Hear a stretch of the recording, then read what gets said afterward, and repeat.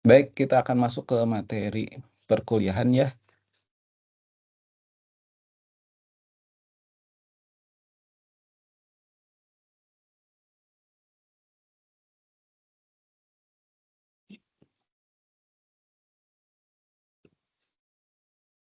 Ya, ngobrol-ngobrol lah.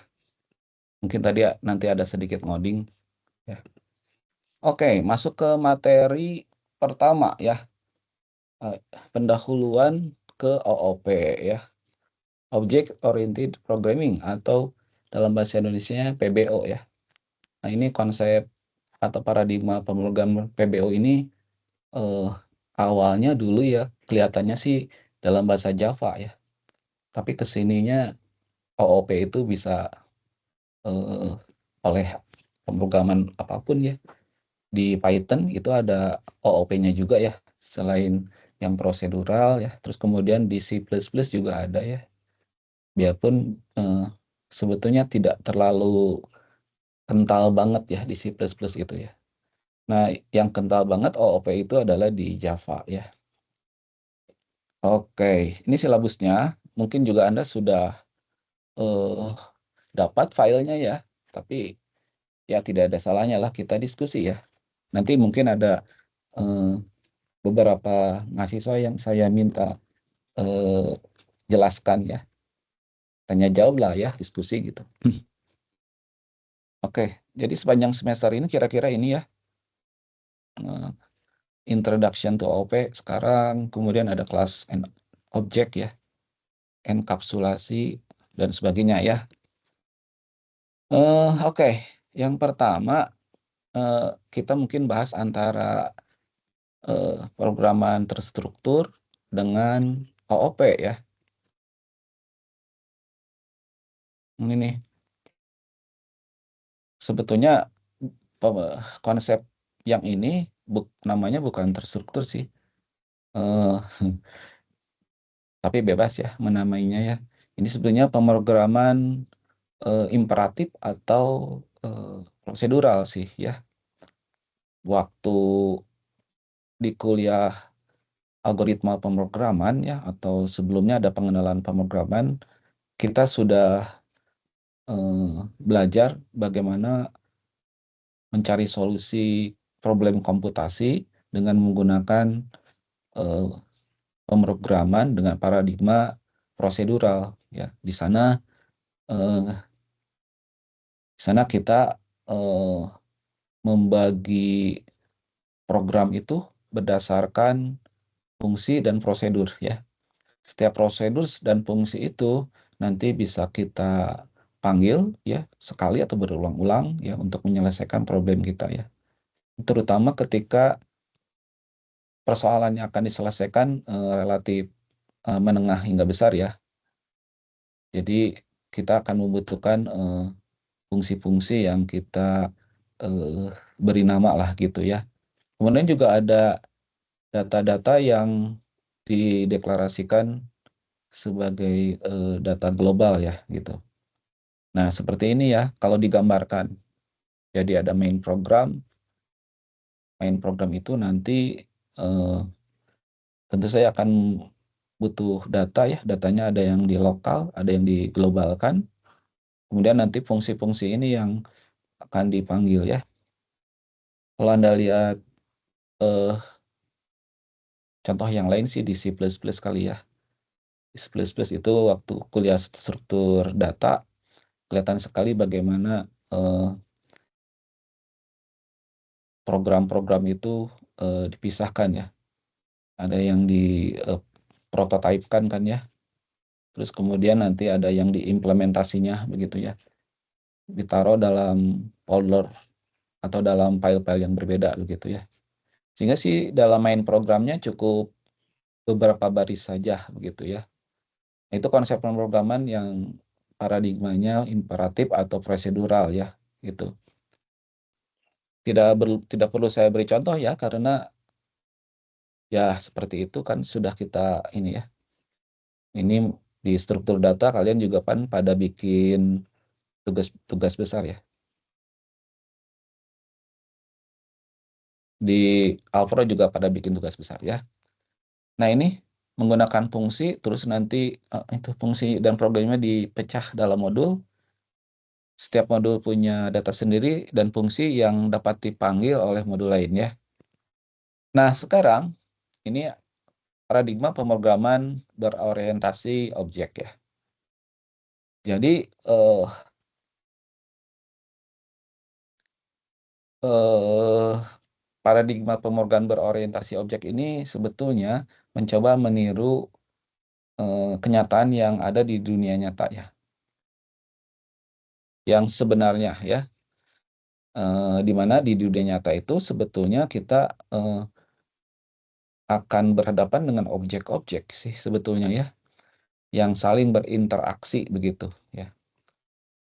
Nah, objek ini, misalkan nih objek satu akan memiliki data dan function ya. Nah, perhatikan ya, kalau waktu kuliah struktur data itu ada yang namanya kita membuat tipe ya. Nah, tipenya itu sebetulnya nanti berisi data ya, tetapi tidak berisi fungsi gitu ya. Nah, sementara kalau objek itu selain dia punya data, maka dia punya fungsi begitu ya. Nanti objek satu, objek dua, objek tiga ini nanti akan berinteraksi gitu ya. Itu paradigma pemrograman berorientasi objek ya. Saya akan beri contoh ya. Saya akan beri contoh bagaimana dunia nyata bekerja. Contoh yang sederhana lah. Ketika kita akan menjelaskan satu proses seseorang yang bangun dari pagi hari ya, hingga nanti malamnya dia tidur ya, maka kita akan melakukan, serangkaian pekerjaan ya. Misalkan orang itu nanti, bangun, terus kemudian dia, mandi ya, kemudian akan melakukan ibadah ya, sholat dan sebagainya. Terus kemudian dia sarapan, pergi kerja atau pergi belajar ya, istirahat, makan siang dan sebagainya ya. Nah itu, salah satu aktivitas yang dilakukan oleh, objek ya, salah satu objek ya. Jadi, mmm, kalau kalau kita akan melakukan, anggap saja sebagai programmer ya, akan melakukan implementasi dalam bentuk program ya, itu kan jadinya, relatif mudah sih ya, dengan pemrograman prosedural pun itu bisa ya. Karena, itu kan, rangkaian step by step, satu aktivitas ya, satu aksi begitu kan ya. Nah, akan menjadi sulit ketika objeknya tidak satu ya. Kalau hanya satu orang, itu akan mudah. Pertanyaannya bagaimana kalau kita akan melakukan implementasi terhadap banyak orang di satu kota ya, dan itu jadinya mustahil dikerjakan dengan pemrograman, yang berparadigma prosedural ya. Dengan, paradigma OOP itu bisa ya, bisa dilakukan. Contoh lain, kalau kita mendesain sebuah permainan ya, yang sederhana aja permainan sepak bola ya, itu kan ada beberapa objek pemain ya.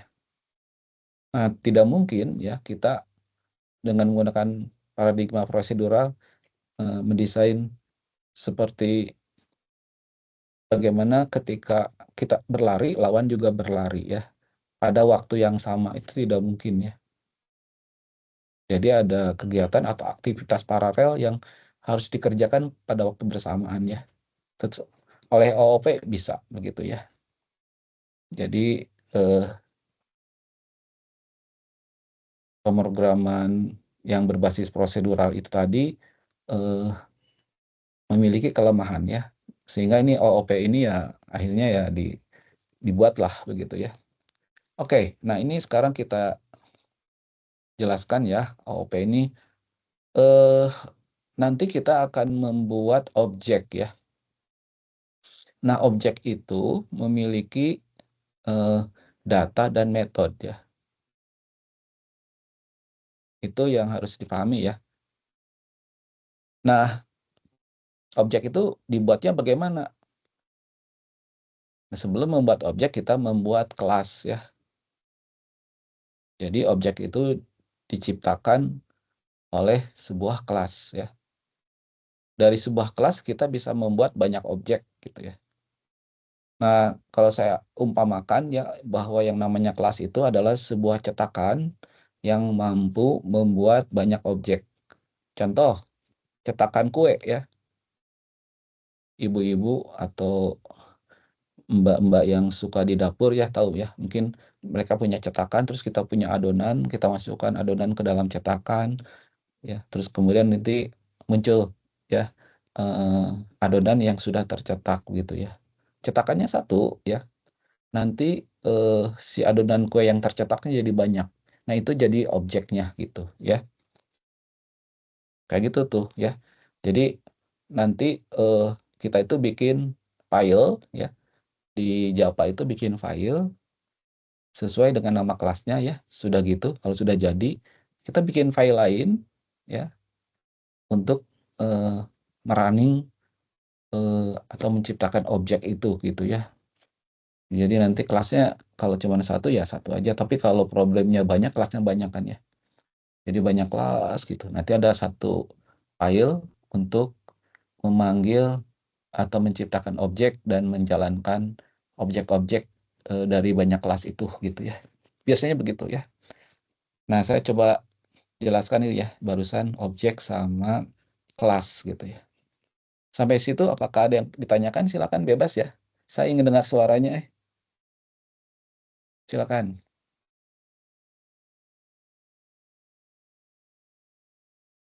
Jelas, Pak. Oh, jelas. Itu suara siapa?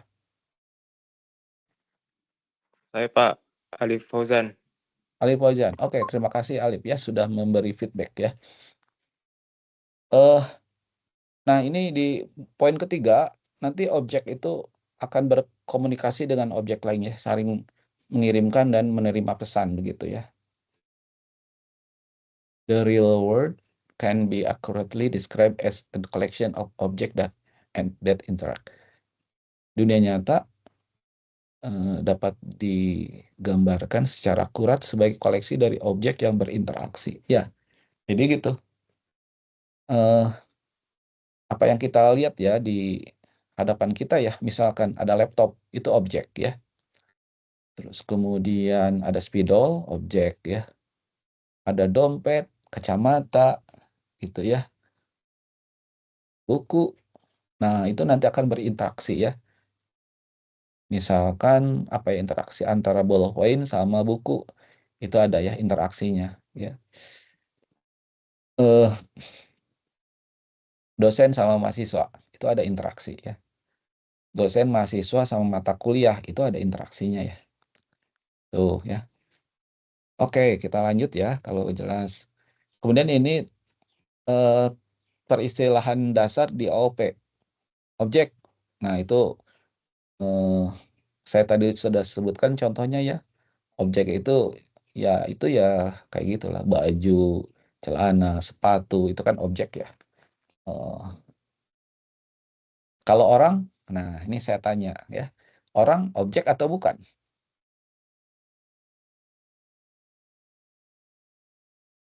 Silakan ya sambil diskusi.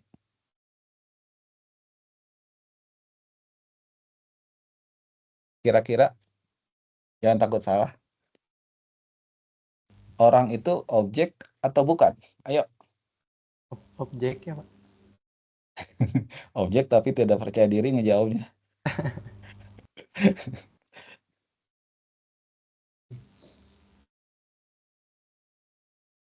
Eh, bisa jadi objek, bisa tidak sih ya. Tergantung dari levelnya sih ya. Tapi kalau misalkan ada petani gitu ya, terus ada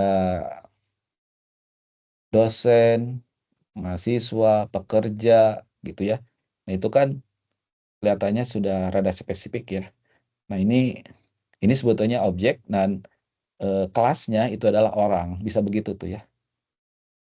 Di lingkup seperti itu, maka kalau ditanya, apakah orang itu objek? Tentu saja bukan ya. Orang itu adalah kelas gitu. Oke, balik lagi ya. Objek udah rada-rada spesifik sih objek tuh ya. Nah, tapi kalau kelas itu adalah grup untuk objek yang sama. Contohnya kayak yang tadi saya sebut ya, guru, murid, dosen, mahasiswa, pemadam kebakaran ya, itu adalah objek. Nah, maka dia sebetulnya bisa dikelompokkan ke dalam kelas yang namanya orang ya. Jadi begitu ya. Oke lah, lanjut ada yang namanya metode dan atribut ya. Nah, atribut ini sebetulnya data ya. Sementara metode ini adalah fungsi atau prosedur ya. Nah, ini detailnya sih yang disebut metode itu apa yang bisa dilakukan oleh si objek. Sementara atribut apa yang dimiliki oleh objek ya. Nah, contohnya nih, mahasiswa. Dia punya nama, punya NIM, punya nilai, dan selanjutnya ya. Jadi sifatnya data. Sementara kalau metodenya, ini contohnya mobil ya. Bisa belok kiri, belok kanan, berhenti, parkir gitu ya. Contohnya begitu. Kalau misalkan orang ya, atau jangan orang ya,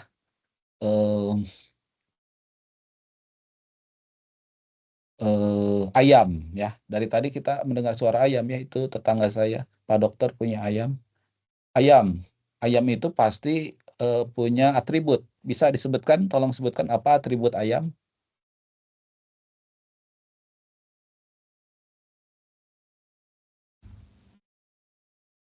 Bulu, Pak. Bulu, warna bulu maksudnya. Warna bulu.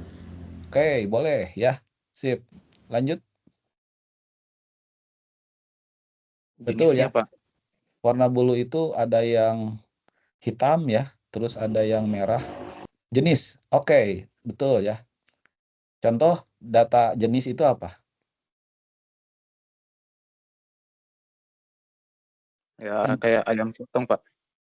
Gimana? Ada ayam potong, ayam kampung, ayam kate gitu. Ah iya, sip lah. Betul ya. Heeh. Terus, jadi sudah ada 2 tuh.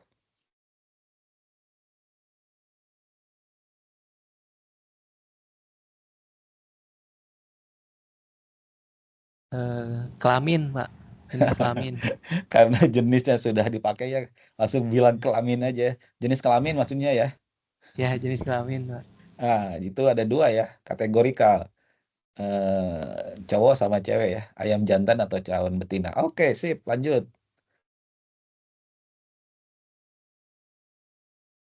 Dan itu bisa kita pilih sebanyak mungkin sesuai kebutuhan ya. Tapi kalau ngerasa, ah, saya tidak perlu data yang lain ya.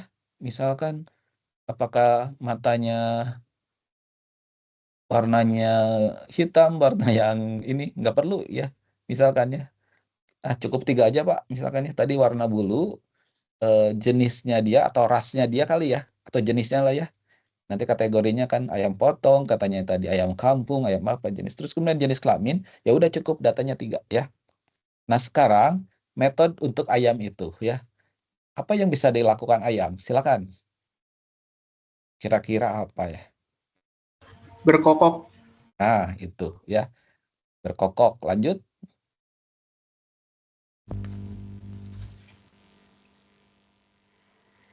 Berjalan, Pak.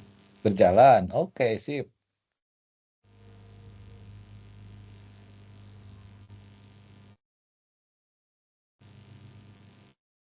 Makan. Ya, betul. Udah ada 3 tuh.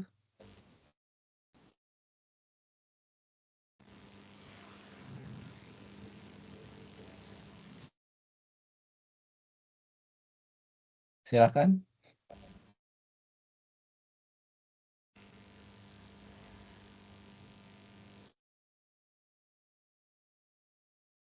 Bertelur. Bertelur ya. begitu. Bertelur kan mungkin untuk betina ya, ayam betina. Mungkin nanti bisa tipe boolean ya, bertelur. Ya, begitu ya.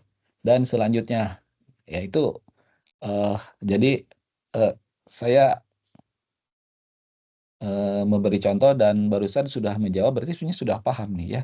Jadi ada method, ada atribut begitu ya. Dan itu nempelnya, data-data itu nempelnya adanya di objek ya. Tapi sebelum objek itu ada, kita harus bikin kelasnya gitu ya. Jadi kelas itu kayak blueprint ya. Blueprint. Kita nyiapin sesuatu nih, oh nanti kayak gini gini gini gitu ya. Kalau sudah final, jadi ya udah ciptakan objeknya gitu ya. Kayak gitulah ya. Kita lanjut ya. Nah, ini kita akan bahas keuntungan dari OOP. Yang pertama hampir sama sih dengan pemrograman prosedural ya. Jadi kita bisa kodenya itu bisa digunakan lagi ya, bisa di recycling gitu. Tapi kalau di sini objek yang diciptakan untuk OOP dapat dengan mudah digunakan dalam program lain ya. Ya, intinya tentu saja ada yang bisa digunakan untuk kebutuhan lain ya. Jadi sebetulnya sih bukan objeknya sih ya ini. Kelas yang kita buat untuk pembuatan objek itu bisa digunakan gitu ya. Jadi karena kelas itu adanya dalam file ya. Jadi per file itu per kelas gitu ya. Ya udah kalau misalkan butuh misalkan kelas mahasiswa ya. Kita udah bikin kelas mahasiswa terus ada project lain itu sudah ada kita bikin nih kelas mahasiswa. Ya udah minta aja kirim filenya, kirim aja gitu ya. Nanti diciptakan objek dari kelas mahasiswa itu gitu loh ya. Maksudnya begitu ya. Kemudian ada abstraksi. Nah ini sekali objek diciptakan, nah ini knowledge of its implementation is not necessary for its use. Jadi ini contohnya kalau apa ya abstraksi itu. Jadi kita membuat sesuatu ya, membuat sesuatu begitu udah jadi ya di dalamnya itu sebetulnya implementasi di dalamnya itu sebetulnya kita tidak perlu tahu ya, tinggal pakai aja gitu ya. Jadi proses abstraksi itu begitu tuh. Ini berkaitan dengan data hiding sih ya. Data hiding itu objek memiliki kemampuan untuk menyembunyikan bagian-bagian dirinya sendiri dari programmer. Ini mencegah programmer untuk mengubah-ubah nilai yang tidak boleh diubah ya. Jadi contoh misalkan saya membuat program untuk bank ya, di mana terdapat data akun si pemilik rekening dan saldo pemilik rekeningnya, misalkan begitu ya. Nah, tentu saja kedua data ini bersifat rahasia ya. Kalau bisa diubah-ubah oleh orang lain, ya, kalau programmer gitu ya, programmer bisa mengubah-ubah data ini ya. Maaf ya, ya pokoknya kita membuat kelas, si kelas ini harusnya bisa diubah oleh metode yang kita sediakan gitu ya. Jadi tidak boleh bisa diubah langsung aksesnya itu ke datanya nggak boleh gitu ya. Saya perumpamakan apa ya? Mobil lah ya. Mobil atau motor yang kita kendarai kan waktu akan kita nyalakan ya. Kan si kuncinya kita masukkan ke dalam lubang motornya itu kan diklik ke kanan gitu kan sambil injak gas gitu ya. Itu kan pekerjaan sederhana gitu kan ya. Ini saya nyeritain abstraksi ya. Tapi di dalamnya implementasinya kan tidak sesederhana itu ya.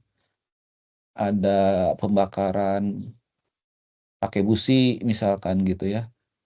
Dari sini ke sana, saya juga nggak tahu di dalamnya seperti apa ya. Karena saya bukan montir, jadi sehingga mobil bisa menyala itu, nah itu tidak kita ketahui gitu ya. Jadi itu ada proses yang namanya abstraksi gitu ya.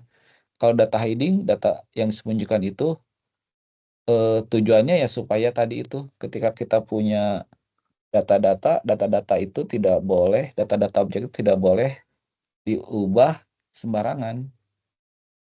Objek-objek itu memiliki cara sendiri supaya bisa diubah ya.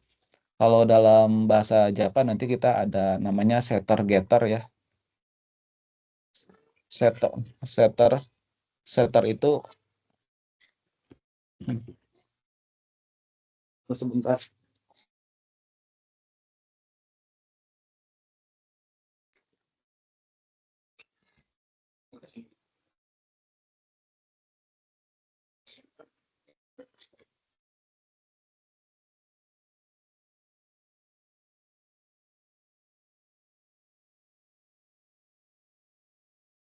Aduh maaf. Lanjut ya. Maaf.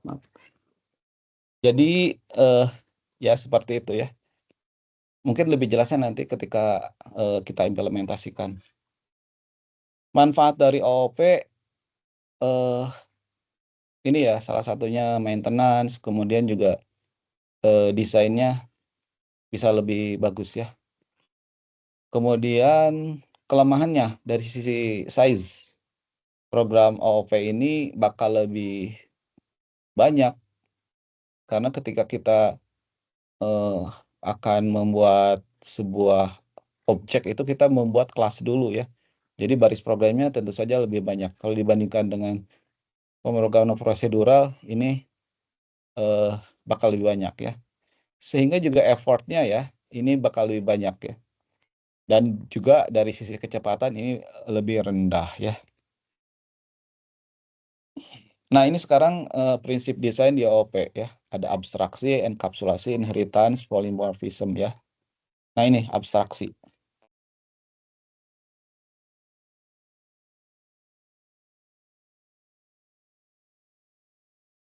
Abstraksi ini fokus hanya pada fakta-fakta penting mengenai problem yang harus didesain, diproduksi, dan dijelaskan. Aduh, sebentar ya.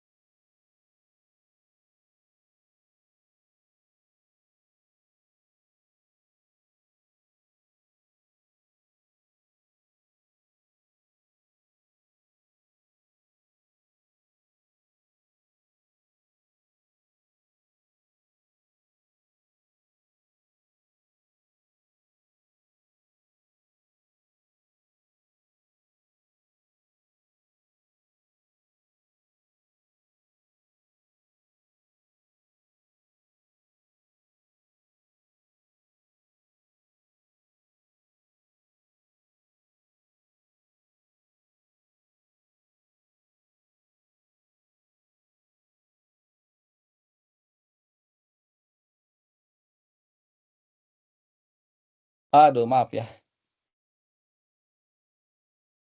Oke, lanjut. Nah ini analoginya ketika kita mengendarai kendaraan, kita tidak perlu memiliki pengetahuan bagaimana ini apa ya, bensin dan udara digabungkan ya.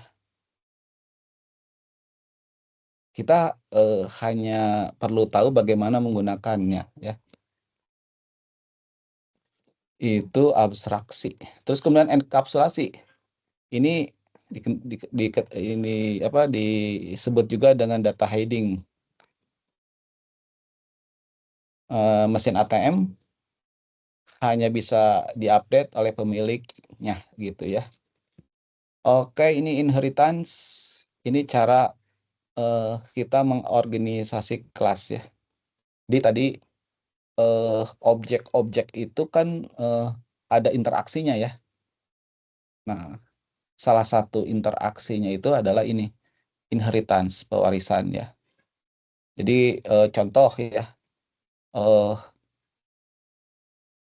kalau kita memiliki objek ayam, kambing, ya, terus kemudian kuda, sapi gitu ya, kucing ya. Nah itu sebetulnya nanti itu adalah objek-objek ya. Kalau mau kita bikin objeknya. Namun kalau sengaja kita bikin kelas untuk tiap objek itu ya, jadi jadinya apa ya? Kita akan membuat terlalu banyak kelas gitu ya. Akhirnya kita lihat kesamaan dari objek-objek itu ya. Misalkan ada data misalkan tadi warna bulu gitu ya, terus kemudian ada data jenisnya, terus tadi ada jenis kelaminnya gitu ya. Ternyata pas kita lihat, kok ada kesamaan gitu ya. Terus tadi ada kemampuan berjalan gitu ya, kemampuan bersuara gitu ya. Tadi kalau ayam kan berkokok, kalau kucing mengeong ya. Jadi kemudian kita bikin aja satu kelas gitu ya. Satu kelas yang bernama binatang gitu ya. Nah, di bawahnya kita bikin subkelas ya yang menginherit ke arah kelas binatang. Jadi kelas di bawahnya itu adalah kelas kucing, kambing gitu ya. Nah, jadi istilahnya nanti ada superkelas. Superkelas itu adalah kelas yang mewariskan atribut dan metodenya kepada subkelas. Satu atau lebih dari subkelas. Sementara subkelas itu dia kelas yang mendapatkan yang menginherit ya, yang mewarisi, yang tadi mewariskan, ini mewarisi seluruh atribut dari superkelasnya dan juga metodenya ya. Nah, catatan, jadi kayak misalkan kucing sama kambing ya. Kalau dia mewarisi kelas binatang di atasnya gitu ya. Tapi ternyata pas kita lihat ada data kucing dan kambing yang berbeda ternyata gitu ya. Atau ya ternyata data kucing lebih banyak daripada data kambing. Nah, kita bisa menambahkan atribut baru untuk kucing begitu ya. Jadi di sini dituliskan, jadi selain dapat mewarisi atribut dan metode yang diperoleh dari superkelasnya, ya, si subkelas itu juga bisa bikin atribut dan metode sendiri begitu ya. Istilah superkelas ini bisa disebut juga sebagai father ya, dan subkelas sebagai child ya. Ini penamaannya boleh gitu ya. Begitu tuh ya. Lanjut ya. Nah, ini contohnya vehicle, ini superkelas. Dan ada subkelas yaitu otomobil, motorcycle, sama bus. Dan si subkelas ini juga memiliki sub-subkelas ya. Otomobil ada kelas turunan sedan dan sport car. Sementara bus punya luxury bus sama school bus ya. Bisa seperti itu. Jadi cara kita mengorganisir kelas-kelas itu ya. Lanjut, ini ada polymorphism. Poly itu banyak, morph itu bentuk. Ini artinya kita ini merujuk kepada data dan metode yang sama namanya, tetapi perilakunya bisa beda ya. Contoh tadi bersuara aja ya. Metode bersuara untuk kucing ya, dia kalau diimplementasikan dalam bahasa pemrograman kan mungkin dia output mengeong gitu ya. Kalau untuk kucing, kalau untuk anjing ya bersuara itu implementasinya berarti output menggonggong gitu ya. Sama-sama memiliki suatu metode ya bersuara, tetapi implementasinya berbeda begitu ya. Selain implementasi berbeda juga nanti polymorphism itu bisa saja jumlah parameternya beda ya.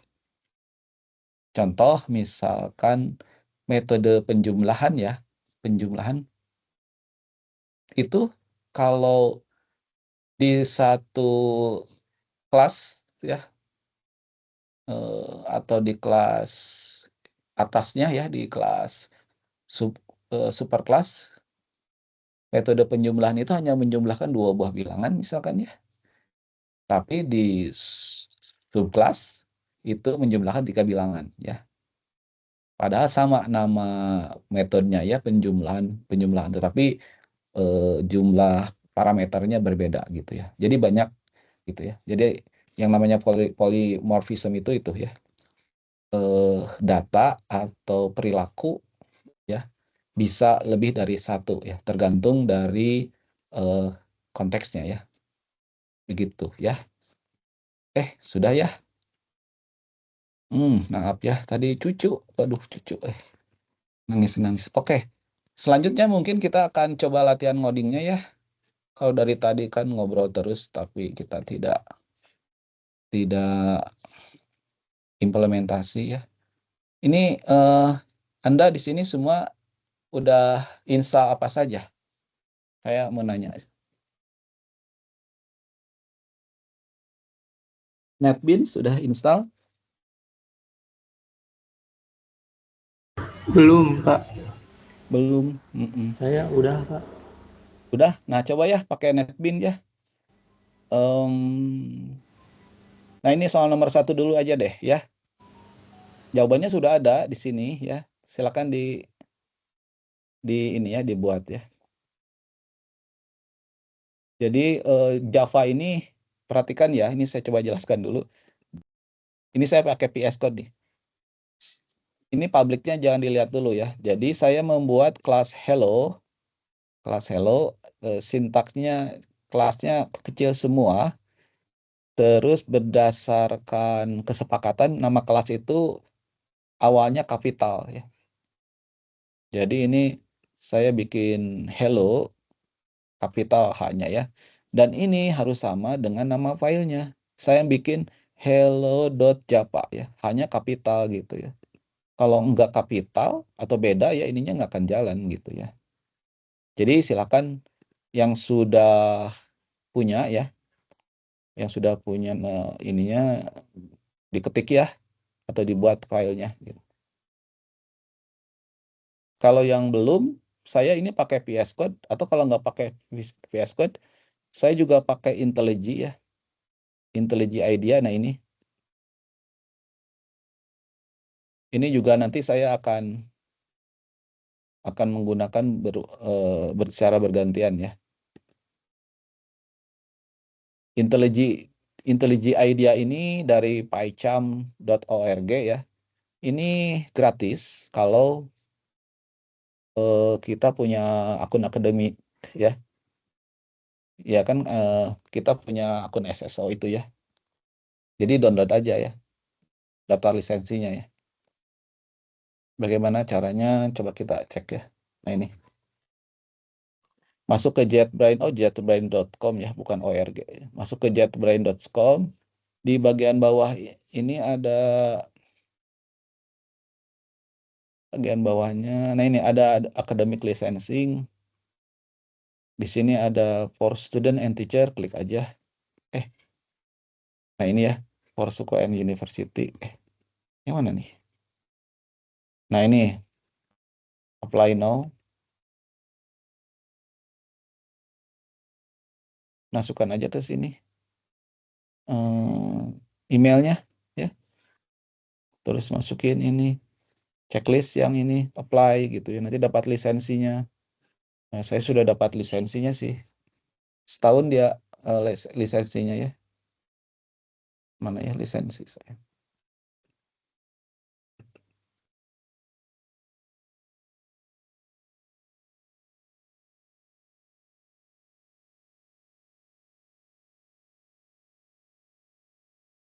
Mana ya?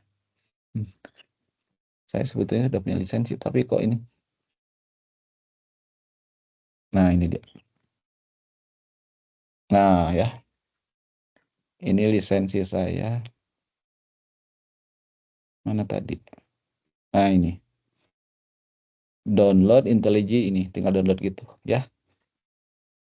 Silakan aja kalau mau nyoba pakai IntelliJ IDEA ya. Lebih enak sih. Kecuali nanti waktu bikin project itu baru harus pakai NetBeans ya. Nah, saya kembali lagi ke sini ya. Jadi ini soal pertama nih, buatlah program untuk pencetak di layar tulisan hello ya. Ini dalam bahasa Java. Tidak ada masukan, keluarannya begini, contohnya begini ya. Jadi ya ini, bikin public class hello. Ini tuh public ini untuk apa ya, aksesnya ya. Artinya bisa diakses dari luar. Kelas ya, public. Sebetulnya bisa pakai kelas aja, kelas hello gitu ya. Terus ini, nah ini saya coba ketik dulu ya. Dari awal biar sama-sama ya. Bisa pakai kelas hello juga bisa sih. Terus Kurawal, enter. Nah ini sebetulnya ya, kita sudah punya kelas hello, dan di sini kita bisa bikin atribut gitu ya, sama metode. Atribut sama metode ya di sini. Cuman sekarang kita tidak akan mengerjakan pemrograman yang berorientasi objek dulu ya. Jadi kita akan membuat pemrograman yang prosedural gitu ya. Tuh. Nah, jadinya atributnya nggak ada gitu ya. Terus metodenya juga saya bikin metodenya untuk memanggil fungsi main ya. Yaitu ya tadi ya PSPM tuh. Coba diklik aja PSPM. Enter. Nah, ini jadi public static void main string args. Ini string ini sebetulnya deklarasi array dengan tipe string kan ini ya. Adapun args-nya ini sebetulnya singkatan dari argumen.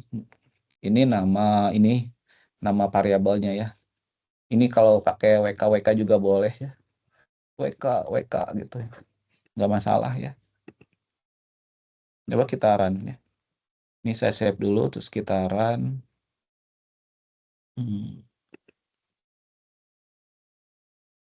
Hanya di terminal ya, saya clear dulu. Yang ini nih ya, WK. Ini saya runnya pakai pertama di compile dulu ya, pakai Japach. C-nya compiler ya. Terus kemudian nama filenya hello. .java. Kita run. Nah, ini nggak ada error ya. Kalau untuk manggilnya langsung aja. Tunggu sebentar ya. Ketika kita mengcompile hello.java, sebenarnya kita akan menciptakan satu file kelas ya. Nah ini nih yang kita buat. Nah kalau udah jadi gini, si file .class ini bisa kita jalankan di komputer apapun yang bermesin Windows, bermesin macOS, bahkan Linux bisa ya. Asalkan si mesin itu punya JVM, Java Virtual Environment ya. Nah, jadi kita perlu install JDK dulu ya. Di dalam JDK itu nanti ada compilernya, ada JRE-nya juga ya. JRE itu Java Runtime Environment yang di dalamnya itu ada GPM gitu ya.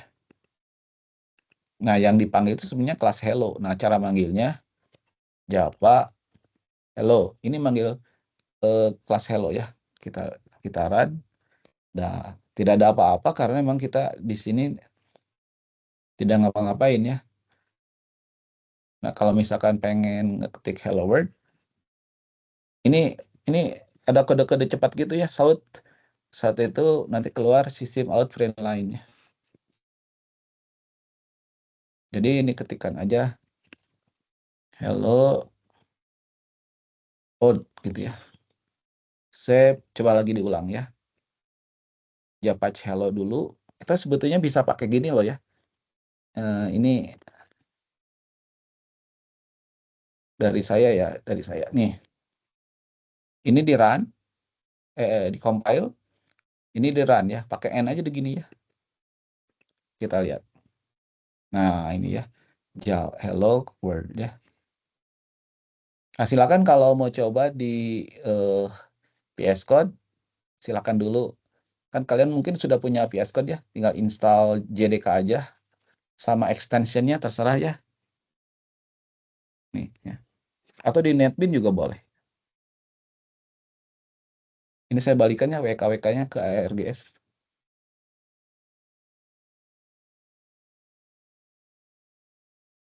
Tuh ya. Yang sudah kabari saya ya, yang sudah bikin Hello World.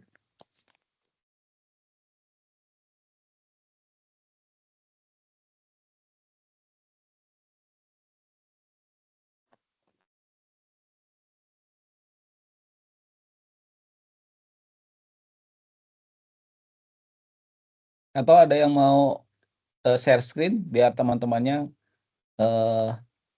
bisa ngelihat.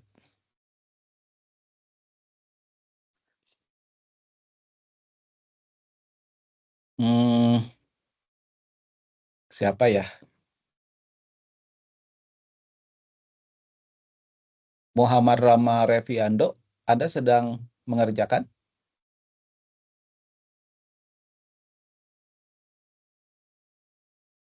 Sidik Budi Darmawan?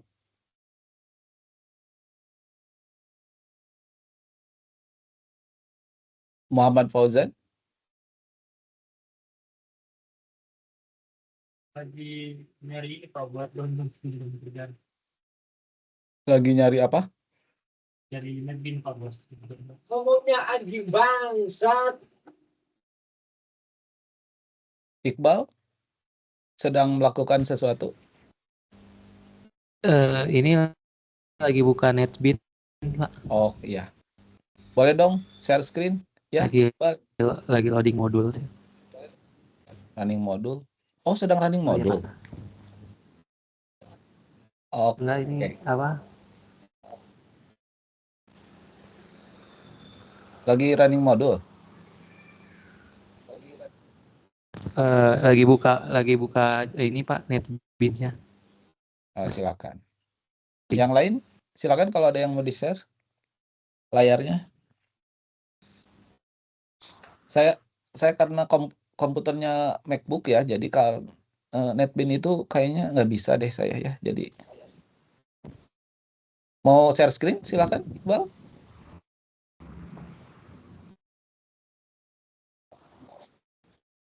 Sebentar, Pak.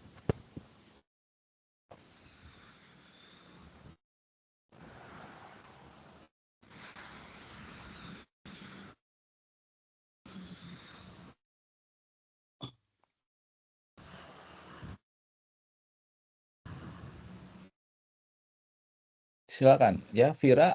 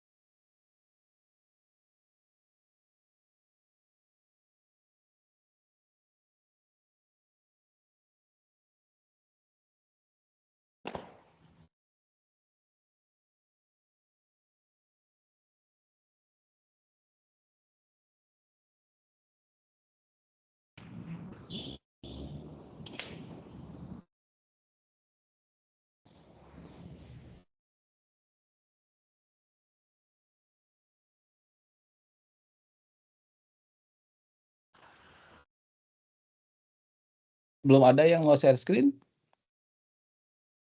Atau ada yang sudah berhasil nggak klik bikin yang ini? Ngeprint hello world gitu, ada yang sudah berhasil belum? Sudah, Pak. Sudah, siapa? Khalid ya? Khalid pakai apa, Khalid? Pakai apanya, Pak? IDE-nya. Saya pakai itu sih, pakai apa? Ini pakai VA biasa, Pak. VA? Iya, saya jalanin di virtual machine soalnya, Pak. Maksudnya text editornya tadi ngetiknya pakai apa? Text editornya pakai Vim, Pak. Oh, Vim. Oh, ya, oke. Coba Iya. ditunjukin deh ke teman-temannya ya, biar bisa kita lihat ya. Share screen ya.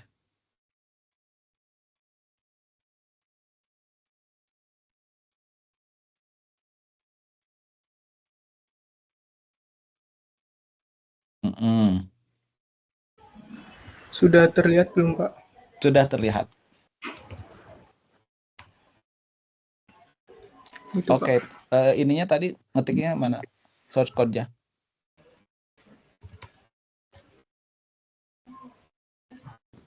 Oke ya. Wah, seru juga ya pakai Vim ya. Oke, terima kasih ya, Khalid ya.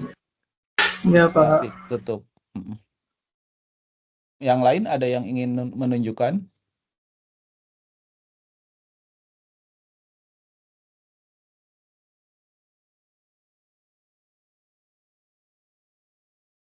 Kalau belum, berarti kita lanjut dulu ya.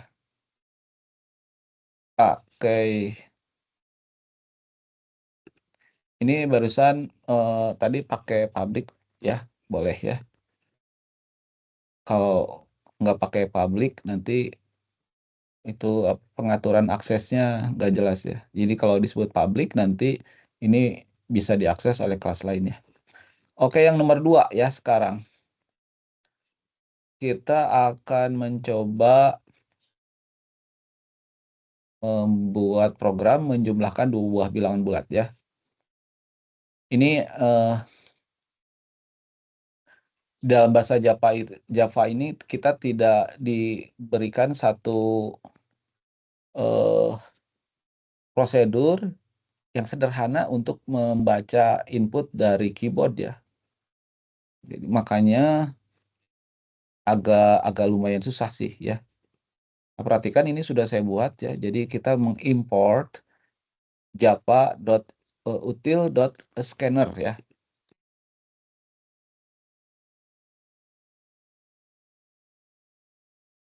Ini salah satu cara ya.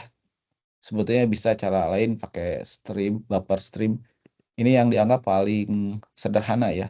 Nah, gunanya scanner ini agar nanti di baris kelima ini kita bisa membuat objek. Nah, ini sudah buat objek, namanya objek scan ya. Bebas sih, saya pakai scan, pakai yang lain juga boleh, misalkan input gitu ya. Tapi ininya harus diganti jadi input gitu ya. Kayak gitu ya. Input, input, input. Jadi sama semua. Kalau dibalikin lagi ya, atau ada yang saya pakai SC ya, singkatan boleh ya. Jadi ini nama objek atau nama variabel yang tidak wajib ya. Asalkan jangan pakai, misalkan saya pakai if gitu ya. Katanya bebas kata dosen ya. Jangan ya, karena if adalah keyword, kata kunci yang digunakan dalam pemrograman ya. Jadinya error kalau pakai if ya. Jadi pakai identifier yang tidak ada dalam kata kunci ya. Jadi saya balikin lagi aja scan ya. Ini scan. Ini scan ya. Nah, oke. Ini sebenarnya pembuatan objek ya, kita sebut nih. Nah, cara ngebuat objek scan ini ada sama dengan new scanner. Nah, ini terus kemudian ini ada sistem dot in ya. Kalau sudah begini, si scan ini bisa kita panggil ya. Ini kita lihat di baris ke-7 kayak gini. Scan dot next in. Itu artinya akan dibaca bilangan bulat ya. Bilangan bulat ditampung ke dalam variabel B1. Ini berikutnya juga bilangan bulat akan ditampung ke variabel B2. Terus kita buat B3 ya. Penjumlahan dari B1 dan B2 lalu kita cetak ya. Ini saya save terus saya panggil. Ini namanya bukan hello, jumlah 2 bilangan.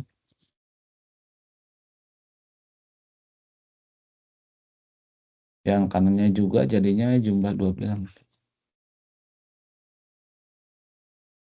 Ini harus sama persis dengan nama filenya, jumlah 2 bilangan. Dan kita run. Saya makan 1 sama 2 ya. Ini keluar 3 ya. Saya masukkan 4 sama 5. Saya keluar 9 ya. Jadi udah benar ini. Begitu ya. Jadi dot next int dot next int. Kalau misalkan float, ya ininya float, nanti ini next float ya gitu.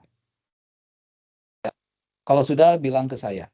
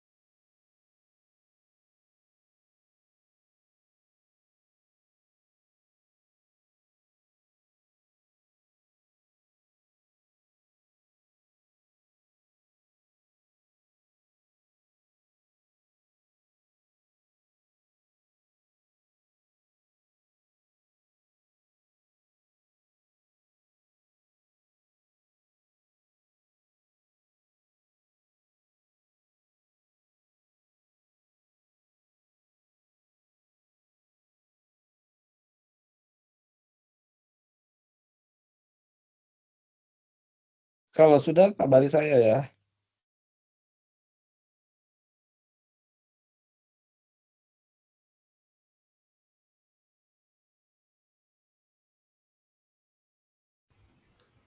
Pak, mau nanya dong. Ya, silakan.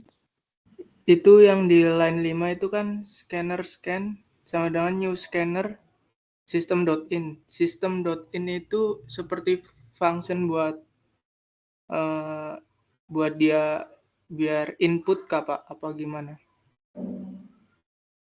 Ya, kalau untuk mencetak keluar ya, mencetak itu sistem out ya. Ini sistem in gitu. Sebetulnya bisa kita pakai sistem in.read gitu ya, ada pembacaan gitu ya.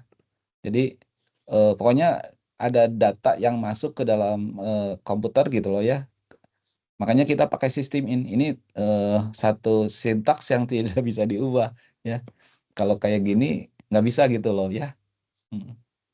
Siapa yang nanya? Barusan yang nanya siapa? Saya Pak Holid, Pak Holid. Holid ya.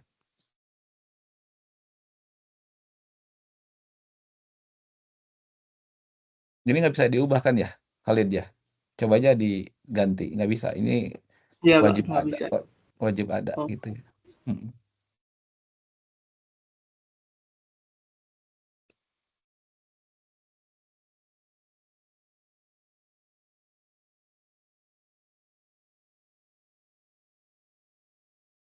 Nanti problem kita lumayan unik sih ya. Jadi kan ini scan.nextInt untuk integer ya. Kita mungkin butuh float ya. Tapi ini kan float gitu ya. Ceritanya kita ubah nih penjumlahan dua bilangan pecahan nih contohnya ya. Ini kan diganti jadi next float ya. Ini juga next plot kan kebetulan ada ya.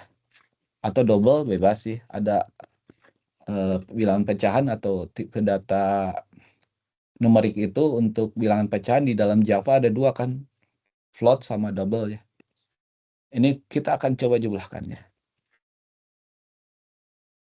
Jadi B1-nya float, B2-nya float, dijumlahin ke B3 yang float ya. Saya save, coba kita lihat bisa nggak ya. 1,2.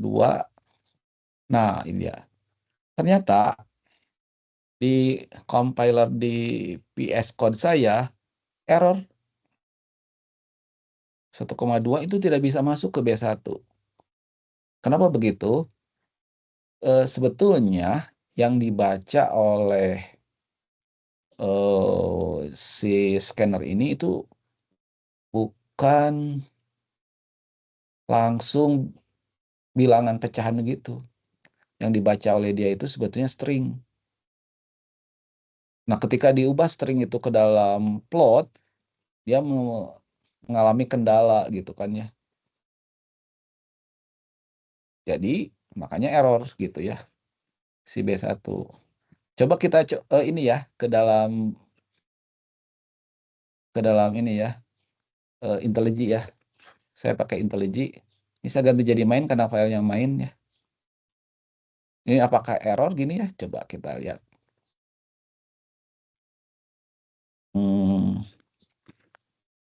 Javach main Java and Java main ya. 1,3. Ternyata error juga di sini ya.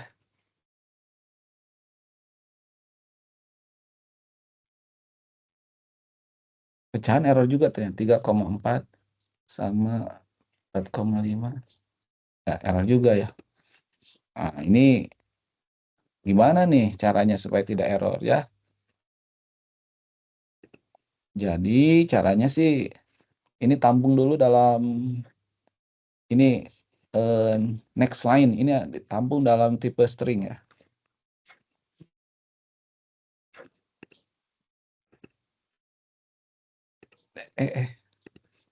Nah, ini B1-nya saya kasih nama variabel apa ya? Temporary B1 gitu ya. Ini string, terus ini juga temporary B2.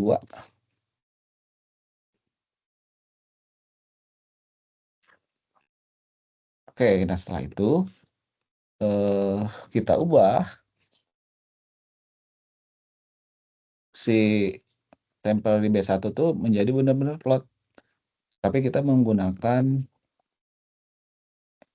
parsing ini. Nah, ini.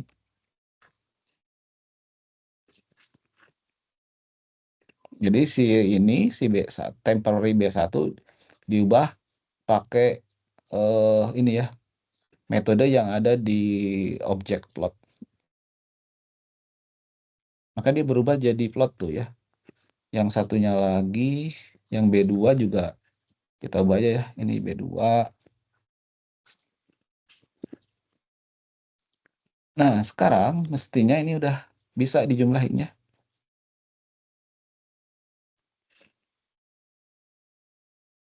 1,3, 4,5. Nah, ini udah bisa ya.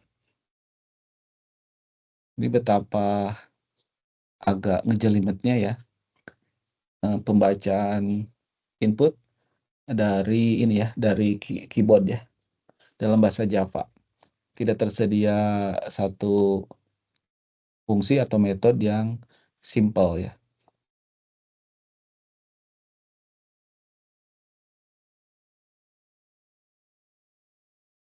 Silakan dicoba ya. Lanjut ke soal nomor 3. Ini menghitung luas persegi panjang. Bedanya ini real ya. Juga keluarannya real ya.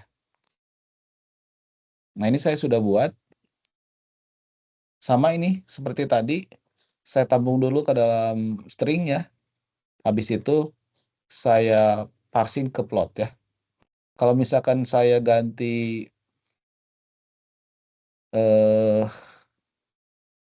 menjadi tipe data double bisa nggak gitu ya? Bisa ya, double gitu misalkan.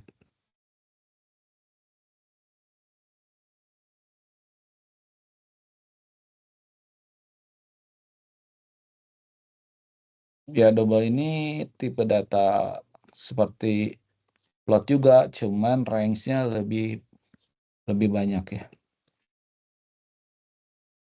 Namanya apa nih? Persegi panjang.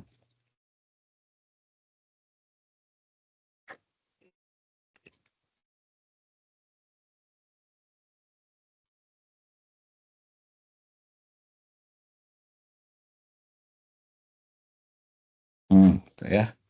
Coba kita run. Masukannya ini contohnya 11,4 sama 10,5. Hasilnya sama ya, 119. Begitu ya. Selanjutnya,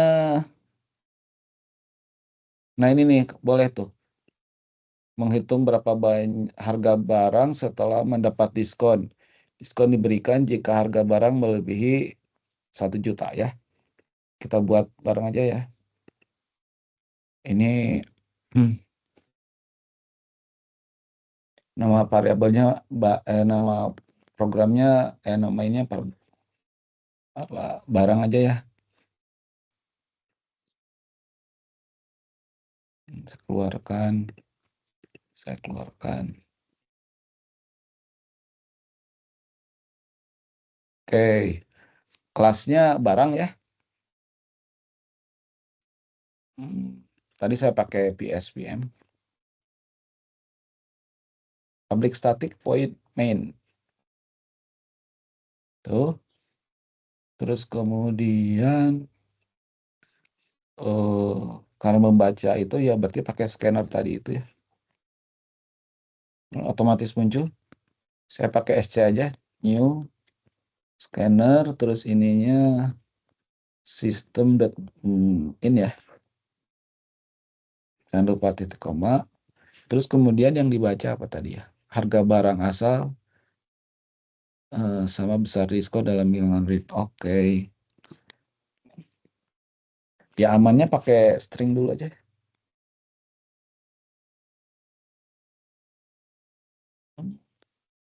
Harga asal SC next line ya, itu saya. Terus yang kedua string juga, ini harga asal yang temporary dulu ya. Terus itu diskon ya. Diskon juga dalam bentuk itu dulu aja ya. SC dot next line gitu ya. Nah terus kita ubah nih ya.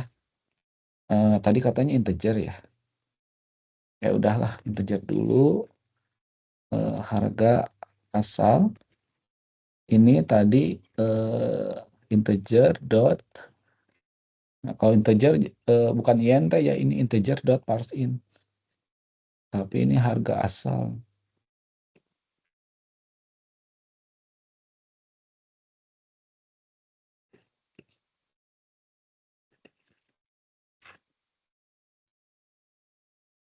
Itu kan ya. Jadi harga asalnya sudah integer nih sekarang.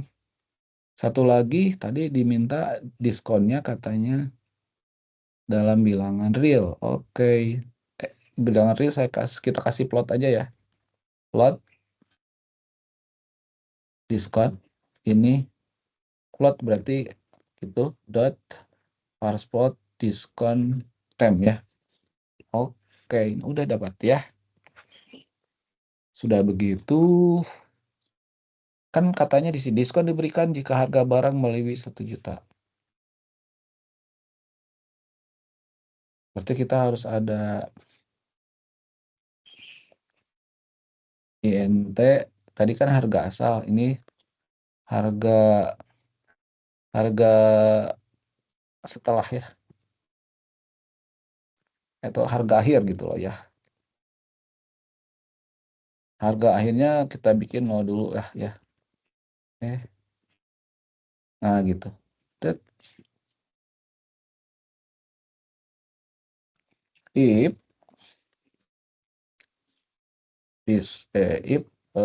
harga asal lebih besar dari ini apa ya? Melebihi 1 juta. Aduh, jangan melebihi ya. Ini minimal aja lah ya. If harga asal lebih besar sama dengan 1 juta. Tuh 2, 3, tuh 2, 3.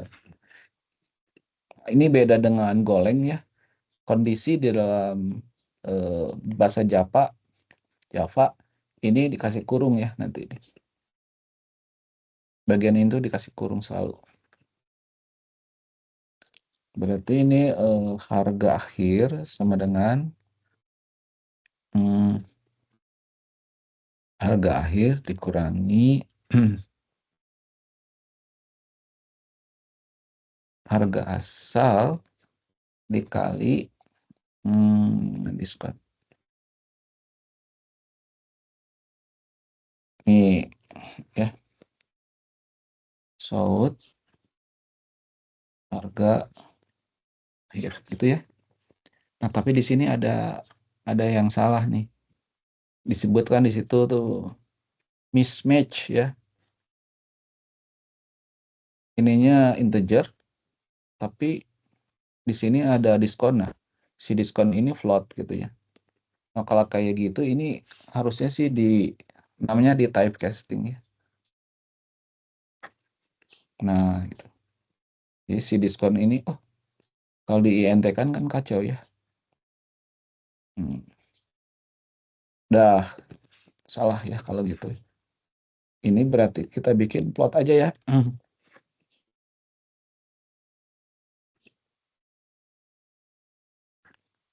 Kayak gini ya. Si plotnya diberi nilai awal ini. Jadi yang ini harga asal. Nah, boleh kalau itu ya. Kalau diskon dalam ini dikalikan dengan ini bisa ya. Oke, kita running ya. Barang.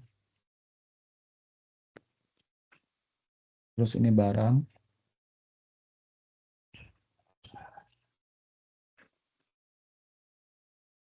Ya, kita masukkan ya.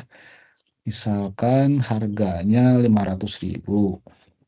Tuh 2, 3, 500.000 ya. Diskonnya 50%. 50% itu 0,5 ya. Mestinya ini nggak akan dapat diskon karena harga barangnya kurang dari 1 juta. Kita lihat hasilnya.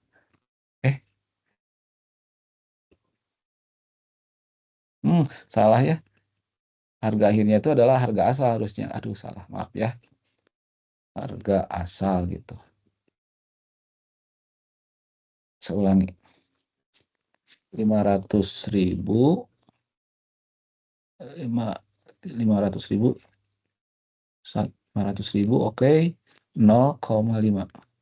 Nah, ya ini benar ya. Harga barang asalnya 500.000, diskonnya 0,5, maka harganya tetap ya. Sekarang kalau harga barangnya 1 juta, 3, tuh 2, 3, dan diskonnya 0,5, ini mestinya ya 500.000 ya.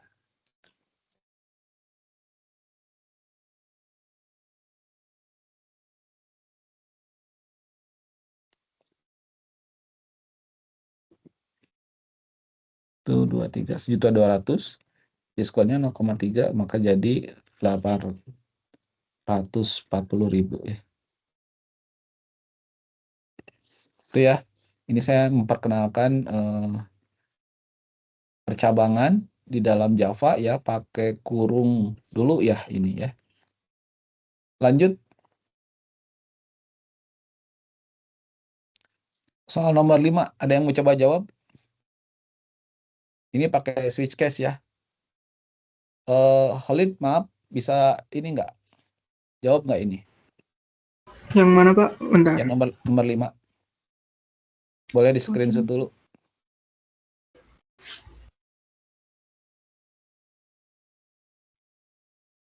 Udah screenshot? Udah, Pak. Oke, silakan ya. Kita nobar. Khalid. Nah, ini saya share screen, Pak. Ya, silakan. Iya, bentar.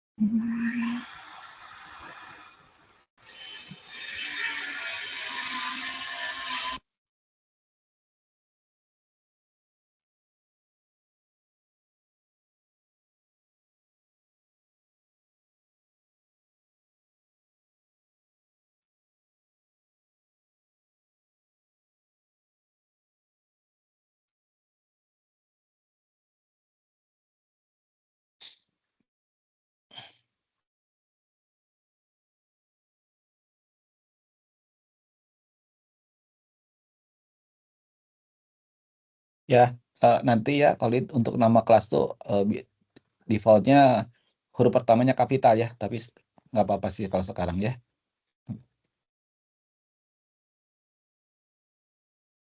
Oh, baik, Pak. Mm-mm.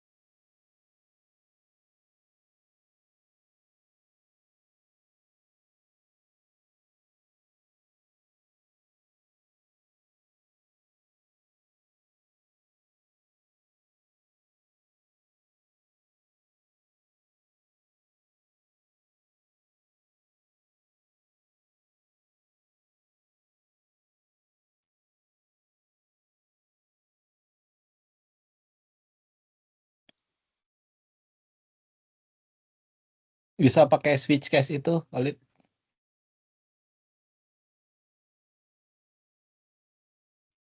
Pakai apa, Pak? Pakai cache Switch, ya? switch case ya. Switch cache, baik. Kalau Switch case. pakai if nanti pakai else if gitu kan ya. Iya. Coba switch case. Switch cache ini, bentar, Pak. Iya, itu juga kayaknya jangan next line ya. Next int aja langsung ya. Kan Oh, kalau iya, ke ya. Ah, Sorry, mm. tinggalan. Ya, sip.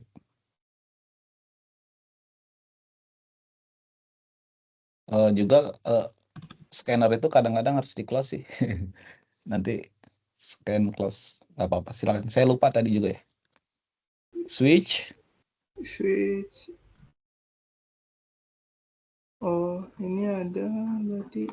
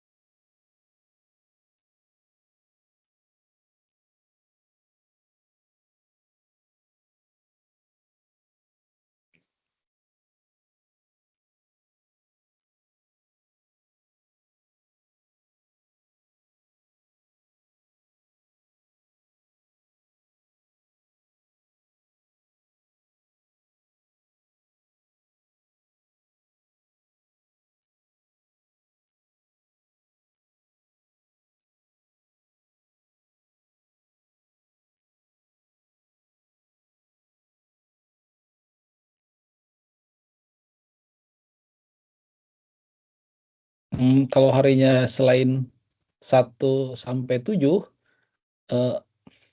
itu nanti katanya invalid number ya. Jadi pakai default ya.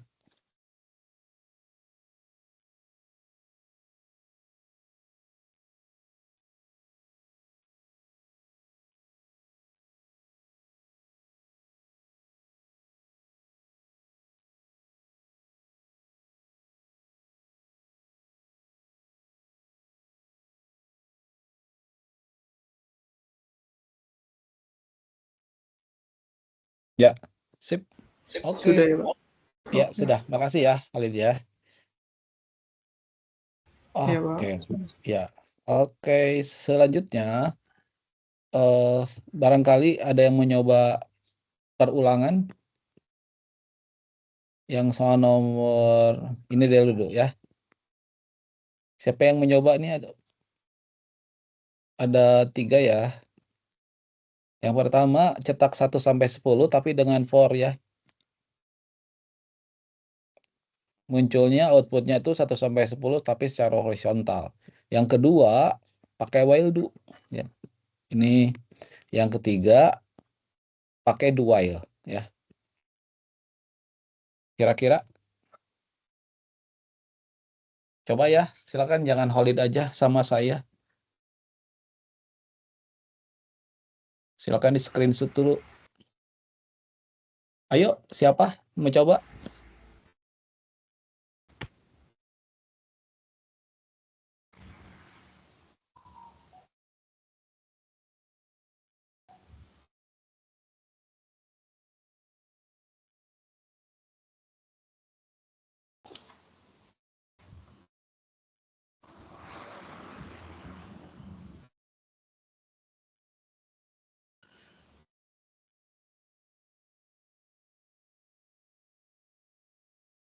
Ini tidak ada scanner ya.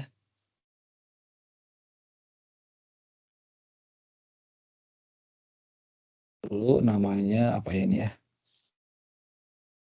Bilangan aja ya. Bilangan.java. Kan udah gitu VS ya. Udah gitu pakai for deh ya. Fornya dalam kurung. Kayak gitu tuh. South. Nah, ini INT mau pakai I juga boleh ya. I lebih kecil sama dengan 10. I plus.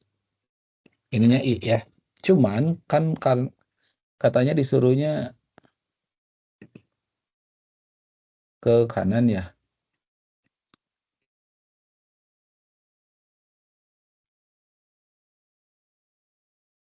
Oh, ini harus pakai initial ini. Kalau ke kanan kita pakai ininya print gitu. Dan di Java itu spasinya itu pakai plus ya ini. Kan nggak bisa pakai koma gini nih. Nah, gini. Kalau di Python kan pakai itu ya. Kalau di Java dia harus gitu ya. Kita run.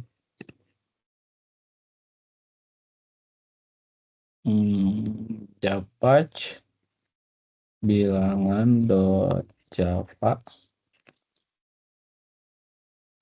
Java bilang. Nah, ini dia ya. 1, 2, 3, 4, 5, 6, 7, 9 ya. Atau boleh pakai printf.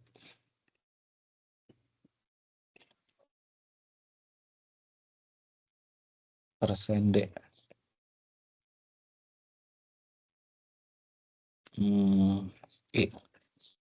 Nah, kalau ini pakai koma ya. Sama ya. Kalau untuk while do tinggal ditulis aja while sini. Yang ini naik ke atas. Yang ininya taruh di sini, kan ya. sama aja sih ya.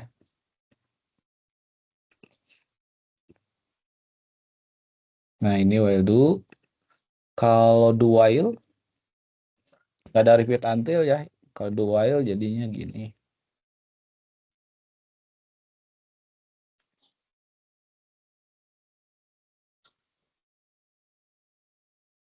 Nah, gitu ya. Udah deh ya. Ya, tinggal kalian coba bikin array ya. Deklarasi array. Contoh deklarasi array sih kayak tadi. INT gitu. Misalkan bilangan. Nah, ini udah ada array ini ya. Silakan dicoba aja ya. Mungkin materinya cukup segitu saja ya. Apakah ada yang ingin ditanyakan?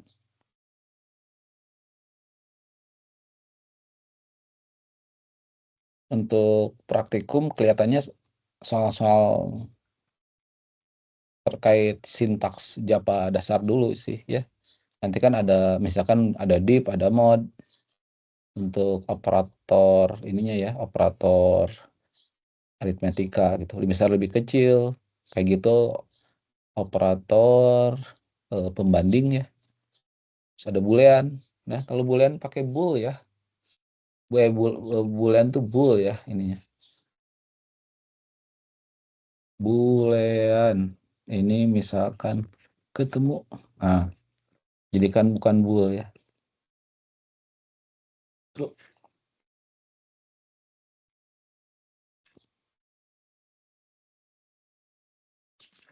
Nah, itu ya. Sekitaran. Nah, gitu ya. Untuk belian.